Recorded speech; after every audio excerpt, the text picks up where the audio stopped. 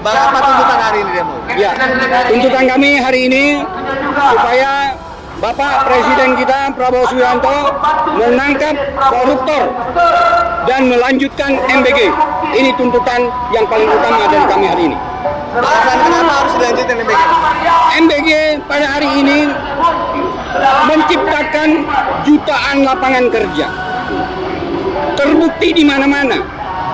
Kami mak-mak yang hanya bisa masak pada saat MBG datang, kami bisa bekerja.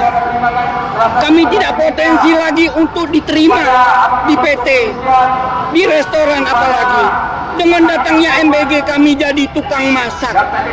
Apa salahnya MBG? Kami yang putus sekolah 3 tahun yang lalu tidak mampu untuk melanjutkan sekolah. Kami melamar di MBG, diterima sebagai buruh untuk cuci. Kami mendapat gaji. MBG luar biasa menurut kami. Maka hari ini kami datang dengan personil 10.000 untuk menuntut Bapak Prabowo Subianto. Kami bersama pemerintah supaya Bapak Prabowo Subianto melanjutkan MBG dan menangkap koruptor. Ada sejumlah catatan di MBG. Itu gimana kalau Catatan hanya kecil. Seperti kita makan nasi, kena tulang, jangan tulangnya yang disalahkan, jangan nasi yang disalahkan. Buang tulangnya, makan nasi kembali. Ikannya dimakan, bukan tulang yang dimakan. Boleh teman-teman melihat bahwa hanya segelintir saja yang tidak suka dengan MBG. Pertanyaan besar, apakah tidak suka dengan MBG atau tidak suka dengan Presiden Prabowo Subianto? Ini perlu ditanyakan, perlu dijawab. Tapi kan ini Bang, di MBG sendiri banyak terjadi permasalahan mulai dari pengadaan barangnya, koruptor dan segala macam. Itu gimana pandangan? Ini yang kita bilang tadi, kita makan ikan, tertusuk duri, durinya buang ikan makan. Artinya kita akan selesaikan masalah itu. Dan masalah itu tidak ada beberapa persen. Mana koordinatornya? Kecamatan Ciracas, Kecamatan Cakung. Ajak semua. Ayo teman-teman. Ayo.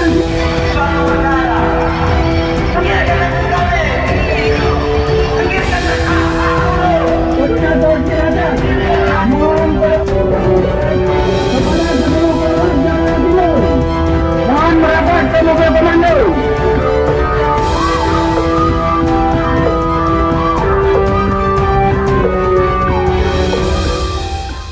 Kinerja keuangan perseroan melonjak pada kuartal pertama 2026 dengan pendapatan naik lebih dari 232% secara tahunan.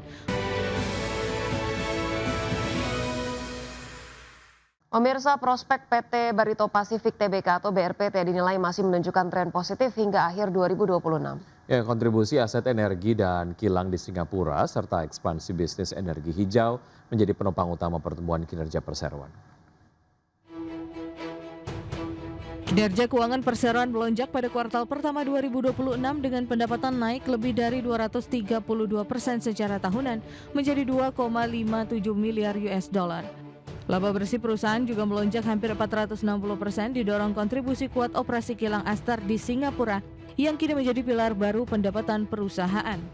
Akuisisi kilang Bukom dan jaringan SPBU Esso di Singapura memperkuat diversifikasi bisnis perseroan di luar petrokimia.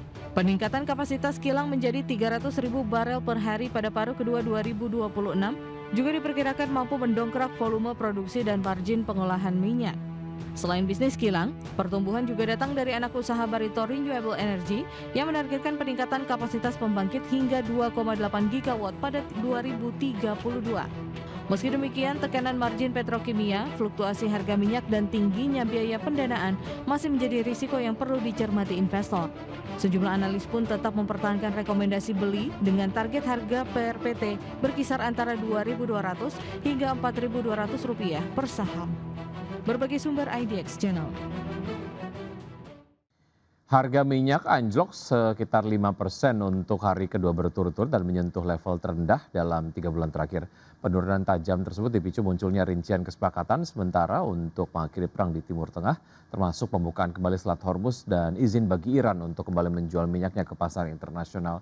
Minyak mentah berjangka Brent ditutup merosot 5,1% ke level $78,96 per barrel, sedangkan minyak mentah berjangka West Texas Intermediate terkoreksi 5,8% ke posisi $76,05 per barrel. Rincian kesepakatan sementara mulai terungkap pada hari Selasa setelah Presiden Donald Trump menyatakan kesepakatan itu akan memastikan Teheran tidak mengembangkan senjata nuklir. Seorang pejabat Amerika Serikat juga menyebutkan Iran diperbolehkan kembali menjual minyak setelah kesepakatan ditandatangani. Adapun kesepakatan tersebut akan memperpanjang gencatan senjata rapuh yang diumumkan pada bulan April dan membuka kembali Selat Hormuz yang secara efektif diblokade Iran sejak Amerika Serikat dan Israel pertama kali menyerang negara tersebut. Meski demikian, keraguan terhadap keberhasilan kesepakatan masih membayangi pasar. Para pakar memperingatkan bahwa pemulihan aktivitas pelayaran dan ekspor energi kemungkinan membutuhkan waktu beberapa pekan.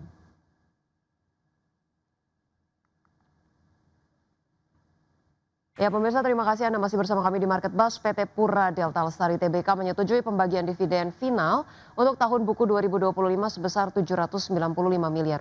Ya, manajemen perseroan menyatakan bahwa pembagian dividen merupakan bagian dari komitmen perseroan dalam memberikan nilai tambah kepada pemegang saham di tengah kinerja keuangan yang tetap solid. PT Pura Delta Lestari Tbk menyetujui pembagian dividen final untuk tahun buku 2025 sebesar Rp795 miliar atau sebesar Rp16,5 per saham.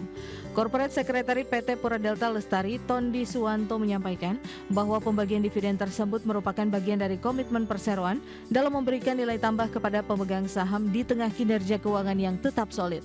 Berdasarkan keterbukaan informasi yang disampaikan kepada Bursa Efek Indonesia, dividen tunai yang berasal dari laba bersih tahun buku 2025 itu akan dibayarkan kepada pemegang saham yang tercatat dalam daftar pemegang saham pada 26 Juni 2026. Sedangkan pembayaran dividen akan dilakukan pada tanggal 9 Juli 2026. Perseroan menegaskan pembagian dividen didukung oleh kinerja keuangan yang kuat sepanjang 2025. Di tahun lalu, Perseroan membukukan laba bersih sebesar Rp800,31 miliar dan selain itu Perseroan masih memiliki saldo laba ditahan yang tidak dibatasi penggunaannya sebesar Rp1,39 triliun dan total ekuitas mencapai Rp6,61 triliun per 31 Desember 2025. Berbagai sumber IDX Channel.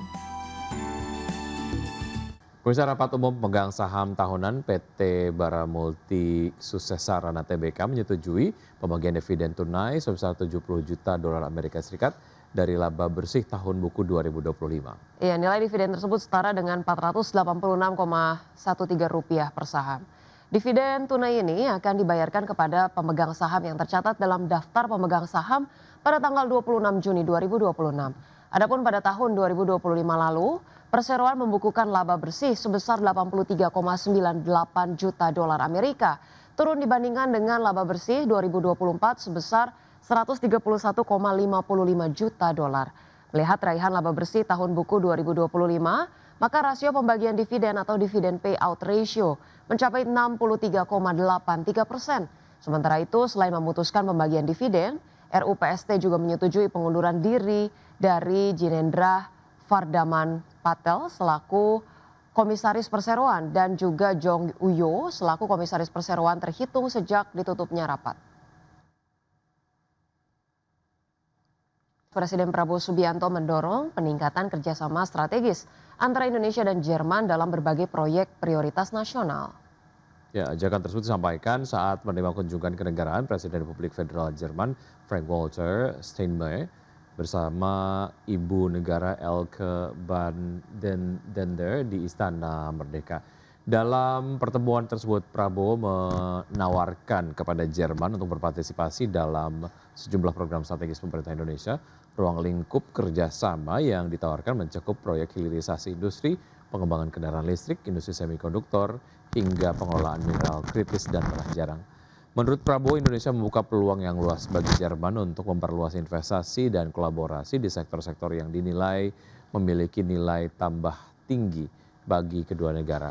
Selain sektor industri dan investasi, Prabowo juga menyampaikan apresiasinya terhadap program Partnering in Business with Germany yang dinilai dapat menjadi wadah untuk memperkuat pengembangan industri UMKM Indonesia melalui kerjasama dengan pelaku usaha Jerman.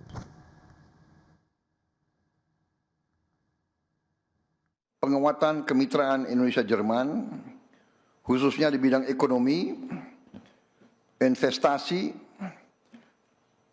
transisi energi, ketahanan energi, pendidikan, dan ketenaga kerjaan.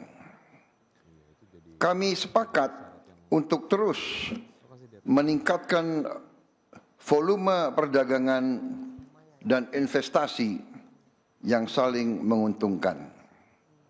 Saya menekankan pentingnya hubungan Indonesia dan Eropa, dan kami berharap perjanjian Indonesia European Union SEPA bisa mencapai kesimpulan substantif. Ya, pemirsa, kemitraan strategis Indonesia dan Jerman telah terjalin sejak lama, mencatatkan kerjasama perdagangan dan investasi yang cukup positif setiap tahunnya. Ya, tercatat nilai perdagangan Indonesia-Jerman mencapai 124 triliun rupiah per tahun. Pertemuan bilateral Presiden Prabowo Subianto dengan Presiden Republik Federal Jerman Frank-Walter Steinmeier semakin memperkuat hubungan kemitraan strategis kedua negara. Jerman ingin mendorong lebih banyak kerjasama perdagangan dengan Indonesia, dan juga Indonesia ingin membuka berbagai peluang investasi baru yang dapat dimanfaatkan perusahaan-perusahaan Jerman. Berdasarkan data perdagangan awal tahun 2026, total perdagangan Indonesia-Jerman tercatat sebesar 860,6 juta dolar Amerika pada periode Januari hingga Februari, dengan kota Berlin dan Hamburg yang mulai dikembangkan sebagai basis baru untuk perluasan pasar produk Indonesia. Nilai perdagangan bilateral antara Indonesia dan Jerman saat ini mencapai sekitar 7 miliar dolar Amerika atau setara dengan 124 triliun rupiah per tahun. Dengan komoditas perdagangan utama ekspor Indonesia ke Jerman yakni komoditas minyak kelapa sawit, alas kaki, peralatan elektronik, tekstil, karet, serta mesin mekanik. Sementara impor Indonesia dari Jerman yakni produk dan artikel besi baja, mesin listrik, alat optik, serta suku cadang kapal.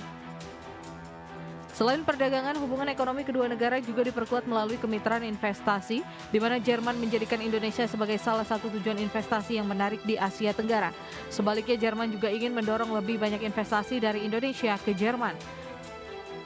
Di sisi lain, implementasi Indonesian-European Union Comprehensive Economic Partnership Agreement atau IEU-CEPA berpotensi menjadi pendorong baru bagi peningkatan perdagangan dan investasi kedua negara. Melalui perjanjian tersebut yang rencananya mulai berlaku 2027, sekitar 98% pos tarif akan diturunkan menjadi 0% dalam kurun waktu 10 tahun. Jakarta, Tim Liputan IDX Channel.